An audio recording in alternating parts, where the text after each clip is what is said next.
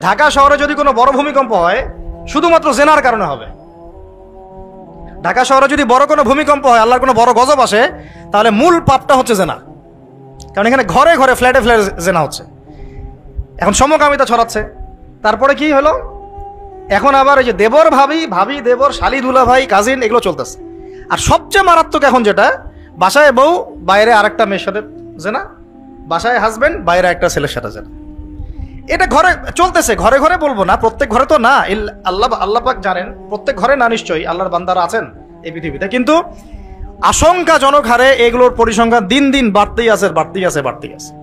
একটু বোঝাচ্ছিলাম, আজকে থেকে 20 বছর আগের যে পৃথিবীটা আমরা যুব সমাজটা দেখেছিলাম আর এখনকারটা এক না।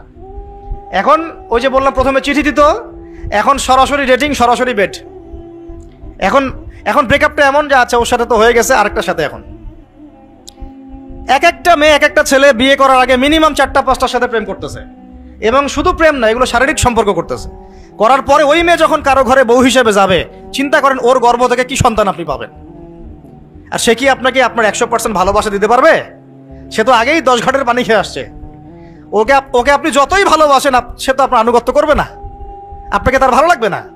আবার আপনিও যদি আল্লাহ না করুক বিভিন্ন জায়গায় ঘুরে ঘুরে আসেন, এই একটা নেককার মেয়ে পেলেও তো আপনার ভালো লাগবে না। কারণ পর্নোগ্রাফি দেখতে দেখতে আপনার মাথাটা নষ্ট হয়ে গেছে। মনে হয় যে এ ভালো না, মনে হয় ও ভালো, ও ভালো না, মনে হয় ভালো। আসলে সবার কাছে একই জিনিস আছে, সবার কাছে আল্লাহ পাক একই জিনিস দিয়েছেন, আর কিচ্ছু না। আর এগুলো থাকে মিনিমাম 5 বছর, 10 বছর। বিয়ের 10 বছর পরে কি ওই ফিলিংসটা থাকে? তো আল্লাহ পাক আমাদেরকে বোঝার তৌফিক দান করুন। তো আমাদের তো ক্ষমতা নাই, ক্ষমতার কথা বলতে গিয়ে এই জায়গায় আসা হয়েছে। আর ক্ষমতা থাকলে আমরা টপ টু বটম সব সংস্কার করতাম ইনশাআল্লাহ তাআলা। তবে এই ক্ষমতা আমাদের না থাকলেও ইমাম মাহদী থাকবে ইনশাআল্লাহ। এবং ইমামুল মাহদী আসার আগেই যে বহু সৎ নেতা আসবেন না এমনটাও নয়। তিনি আসার আগে অনেক সৎ নেতৃত্ব আসতে পারে। আর তিনি কবে আসবেন, কোন সালে আসবেন আমরা জানি না, কিন্তু আমরা এতটুকু জানি যে এখনকার এই যে ফিতনা, ফাসাদ আর অরাজকতা, এগুলো চিরস্থায়ী হবে না। আস্তে আস্তে আস্তে আস্তে একটা পরিবর্তন আসবে ইনশাআল্লাহ। তবে এখন আমরা কিন্তু অধঃপতনের যুগে বাস করছি। 5 মিনিটে আপনাকে একটু দেখাচ্ছি যে আমরা কোন জায়গায় আছি, এরপরে আমরা এখান থেকে সমাধানের পথ কি এটা একটু নিয়ে কথা বলবো, ঠিক আছে ইনশাআল্লাহ। এটাই মূল কথা। লম্বা 2 ঘন্টা আলোচনা করে তো আসলে লাভ নাই যদি মূল কথা না আসে। মূল কথা হচ্ছে আমরা কোথায় আছি এখন। আমি শুধু একটা প্রজন্মের এক্সাম্পল দিলাম আপনাকে, যে generation, TikTok generation, young generation এখনকার কি অবস্থা। এখন একটু বোঝেন, আমরা তো জানি বাংলাদেশে 80-90% মুসলিম, তাই তো?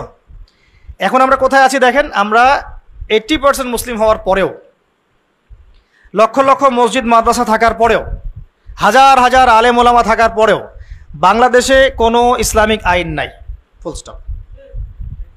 আমার কথা আপনি রাগ করেন না, রাগ করে লাভ নাই।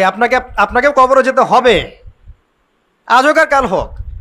স্বাধীনতার আমাদের স্বাধীনতার পরবর্তী জেনারেশন যারা দেশ শাসন করেছেন, তারা কি এখন বেঁচে আছেন? কেউ হয় ইল্লিনে আছেন অথবা সিজ্জিনে। তারা আছেন হয় ইল্লিনে অথবা সিজ্জিনে। মানুষের আত্মার কোনো মরণ নাই, আছে? নাই। ভালো মানুষ হলে ইল্লিনে চলে যাবে। ইল্লিন কি? আল্লাহ রাব্বুল আলামিন আরেকটা জগৎ তৈরি করেছেন, সৃষ্টি করেছেন। এখানে পুণ্যবান ব্যক্তিদের আত্মাগুলো থাকে, সেখানে জান্নাতের নাজ নেয়ামত ভোগ করতে থাকে। সেখানে জান্নাতি নাজ নেয়ামত সে ভোগ করতে থাকে। যেমন আল্লাহর পথে শহীদ, আল্লাহ পাক বলেন নাই, বলে তাকুলান্না কি, সরি আরেকটা, ওয়াবাশশিরিস সাবিরিন আল্লাযীনা, না এটা না, তার আগের একটা, ওয়ালা তাকুলু লিমা ইউকতালু ফি সাবিলিল্লাহি আমওয়াত। আল্লাহ পাক তো বলেন নাই, সূরা বাকারায় আছেন, ওয়ালা তাকুলু লিমা ইউকতালু ফি সাবিলিল্লাহি আমওয়াত বাল আহইয়াউন ওয়ালাকিন লা তাশউরুন। আল্লাহ পাক বলছেন যে তোমরা আল্লাহর পথে শহীদদেরকে মৃত বলো না। আমাদের চোখে মনে হয় তারা মারা গেছে। তোমরা আল্লাহর রাস্তায় শহীদদেরকে মৃত বলো না, তারা জীবিত। অন্য একটা আয়াত সূরা আল ইমরানে আছে, তাদেরকে রিজিক দেওয়া হয়, কিন্তু তোমরা এটা বুঝতে পারো না। তারা কোথায় আছে? ইল্লিনে। এটা একটা জগৎ, ঠিক আছে। আরেকটা হলো সিজ্জিন।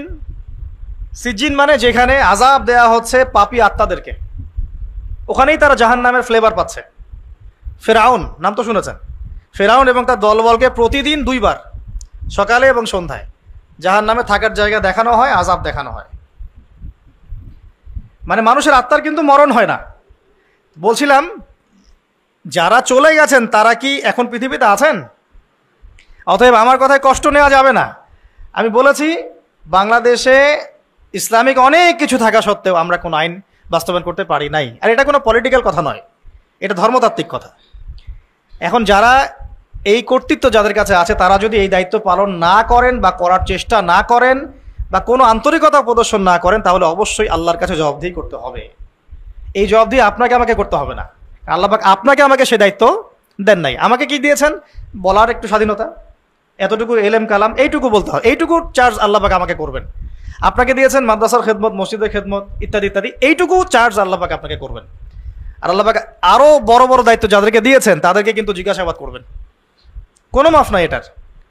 আপনারা এই হাদিসটা খুব ভালো করেই জানেন, আল্লাহ কুল্লুকুম রাইন, তোমার প্রত্যেকেই দায়িত্বশীল, ওয়া কুল্লুকুম মাসউলুন আন রাইয়াতিহি, এবং তোমাদের প্রত্যেককেই যার যার দায়িত্ব সম্পর্কে জিজ্ঞেস করা হবে।